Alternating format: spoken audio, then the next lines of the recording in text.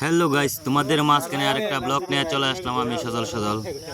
তো দেখো দেখো বন্ধুরা, কত বড় সাপ ফনা ধরে বয়ে রয়েছে। জাতীয় সাপ, পানক সাপ, এক বিরাট বড় সাপ। রিং জাল আটকাইছে, যে বেড়ার জাল এ বেড়া কিতাব আপনি জানো নি, তোমরা শুনলে অবাক হয়ে যাবে গা।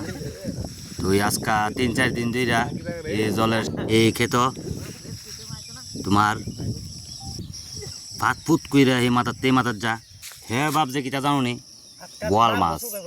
এই তাড়াতাড়ি গেছে বরতলা গিয়া একটা রিং জাল আনলো, খাইটা দিল, হালকা ভাতলো আজ কই এক গাছ গা বোয়াল মাছ। সকালে গেছে গিয়া রিং জাল আলগি দিছে। আরে বাবারে বিরাট বড় মাছ উঠছে, দুনিয়ার মানুষ ফ্লাভান দেখলে উঠছে, কত বড় বোয়াল উঠছে। আলগি দিয়ে উড়ে দেখলাম, ও বাবা রে বাবা, সাপ কত বিরাট বড় সাপ, হাত ফুট করে। এরপরে দুনিয়ার মানুষ হয় বললো সাপটা দেখতো ওই হ্যাঁ আলগিতে আছে সাপটা, হাত ফুট কেমনে করতেছে।